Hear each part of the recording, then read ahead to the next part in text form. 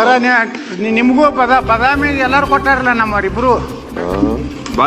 ಬದಾಮಿಗೆ ನಿಮ್ಗೂ ಸಾಕಟ್ಟು ಕೊಟ್ಟಾರ ನಮ್ಮವರಿಬ್ರು. ಕೂತ್ಕೊಳ್ರಿ, ನೀವು ಪಕ್ಷದಿಂದ ಎಕ್ಸ್ಪೈಲ್ ಆಗಿದ್ದೀರಿ, ಕೂತ್ಕೊಳ್ಳಿ. ಅಲ್ಲ ಎಕ್ಸ್ಪೈಲ್ ಆದ್ರೆ ಏನ್ ಸರ್, ಅದಕ್ಕೆ ನೀವ್ ಯಾಕೆ ಬೈತೀರಾ? ಅಲ್ಲ ಅವ್ರು ಸರ್ ಅವ್ರ ಎಕ್ಸ್ಪೈಲ್ ಆಗಿ ನೀವ್ ಯಾಕೆ ಹೇಳ್ತೀರಾ ಸರ್? ಅಲ್ಲ ಪಾರ್ಟಿಯಿಂದ ಎಕ್ಸ್ಪೈಲ್ ಅವರು ಶಾಸಕರದಾರ. ಮಂತ್ರಿಗಳ ನಿಮ್ಮನ್ನು ದೇವೇಗೌಡರು ಎಕ್ಸ್ಪೆಲ್ ಮಾಡಿದ್ರಲ್ಲ, ನಮ್ಮನ್ನು ಎಕ್ಸ್ಪೆಲ್ ಮಾಡಿದ್ರು ಸರ್ ದೇವೇಗೌಡರು.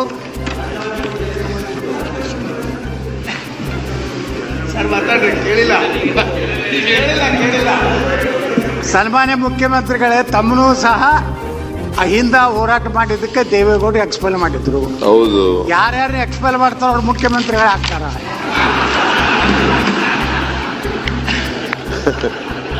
ಈಗ ನೀವು ಮುಖ್ಯಮಂತ್ರಿ ಆದ್ರೆ ಬಹಳ ಸಂತೋಷ. ಯಾವ ಪಾರ್ಟಿಯಿಂದ ಆಗದು? ನೀವು ಯಾವ ಪಾರ್ಟಿಯಿಂದ ಆಗದು? ಬಿಜೆಪಿಯಿಂದ ಎಕ್ಸ್ಪೆಲ್ ಮಾಡ್ಬಿಟ್ಟಿದ್ದಾರೆ. ನೀವು ಒಂದು ಹೊಸ ಪಕ್ಷ ಮಾಡಿ ಚೀಫ್ ಮಿನಿಸ್ಟರ್ ಆಗ್ಬೇಕಾದ್ರೆ ನಾನ್ ಅಡ್ಜಸ್ಟ್ಮೆಂಟ್ ಪೊಲಿಟಿಕಲ್ ಪಾರ್ಟಿ. ಈಗ ಯತ್ನಾಳ್ ಅವ್ರೆ ಒಂದು ಹೊಸ ಪಕ್ಷ ಮಾಡ್ಲಿ ಪಾಪ. ಮುಖ್ಯಮಂತ್ರಿಗಳೇ, ಸನ್ಮಾನ್ಯ ಅಧ್ಯಕ್ಷರೇ, ಪಕ್ಷದ ಹೆಸರು ಹೇಳಿ. ನಾವು ನಾನ್ ಅಡ್ಜಸ್ಟ್ಮೆಂಟ್ ಪೊಲಿಟಿಕಲ್ ಪಾರ್ಟಿ ಮಾಡಕತ್ತೀವಿ. ನಮ್ಮ ಪಾರ್ಟಿದಿಂದ ಏನೋ ಈ ಬಿಜೆಪಿಗೆ ನುಕ್ಸಾನ ಆಗಬಾರ್ದತ್ ಅಂಜಲಕತ್ತೀವಿ. ನಿಮಗೆ ಲಾಭ ಆಗಿಗಿತ್ತು ಹೇಳಿ. ನಮಗೆ ಲಾಭ ಆಗ್ಬೇಕಾದ್ರೆ ನೀವು ಒಂದು ಹೊಸ ಪಾರ್ಟಿ ಮಾಡ್ಬೇಕು. ಅದಕ್ಕೆ ಹೆಂಗಾದ್ರೂ ಇದು ಮುಖ್ಯಮಂತ್ರಿ ತಮ್ಮದು ಕೊನೆಯ ಅವಧಿ ಇದೆ, ಮುಂದಂತರೂ ನೀವು ಮುಖ್ಯಮಂತ್ರಿ ಆಗುದಿಲ್ಲ ಅಂತ ಹೇಳಿಬಿಟ್ಟಿರಿ. ನಾನ್ ಮುಖ್ಯಮಂತ್ರಿ ಆಗಲ್ಲ, ನೆಕ್ಸ್ಟ್ ಮುಖ್ಯಮಂತ್ರಿ ಆಗಲ್ಲ. ನೀವು ಆಗ್ಬೇಕಂತೀರಲ್ಲ, ಅದಕ್ಕೋಸ್ಕರ ಹೊಸ ಪಾರ್ಟಿ ಮಾಡಿ. ಅದೇ ಸರ್, ಈಗ ನೀವು ಮುಖ್ಯಮಂತ್ರಿ ಆಗುದಿಲ್ಲ ಅಂದ್ರೆ ನಿಮ್ಮ ಏನು ಓಟ್ ಅದೋ ಎಲ್ಲ ನಮ್ಮ ಕಡೆ ಬರ್ತಾವ, ನಾವು ಮುಖ್ಯಮಂತ್ರಿ ಆಗ್ತೀವಿ. ಯಾವ ಕಾರಣಕ್ಕೂ ನಮ್ಮ ಓಟ್ಗಳು ಇವ್ರ ಜೊತೆ ಹೋಗಲ್ಲ.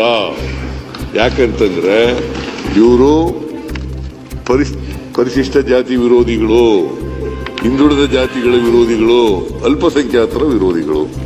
ಆದ್ರಿಂದ ಇವರು ಯಾವ ಕಾರಣಕ್ಕೂ ನಮ್ಮ ಓಟ್ಗಳೆಲ್ಲ ಇವ್ರ ಜೊತೆ ಹೋಗಲ್ಲ. ಬಡವರ ವಿರೋಧಿ. ಕೂತ್ಕೊಳ್ಳಪ್ಪ, ಅವ್ರ ಜೊತೆ ಮಾತಾಡ್ತಾರೆ. ಸನ್ಮಾನ್ಯ ಅಧ್ಯಕ್ಷರೇ, ಈಗ ನಾವು ನಿಮ್ಮ ಅತ್ಯಂತ ಪ್ರೀತಿಯ ಶಿಷ್ಯ ರಾಜಣ್ಣ ಕೂಡ ಪಾರ್ಟಿ ಮಾಡ್ತೀವಿ. ಅದ್ರ ಜೊತೆಗೆ ನಾವು ಬರೇ ದೇಶದ್ರೋಹಿಗಳ ವಿರೋಧಿಗಳು, ನಾವು ಪರಿಶಿಷ್ಟ ಜಾತಿಯ ವಿರೋಧಿಗಳಲ್ಲ. ನಮ್ಮ ದೇಶದ ಎಲ್ಲ ಜನಾಂಗ ಬಹಿರಂಗವಾಗಿ ಟೋಪಿ ಹಾಕಿರೋರು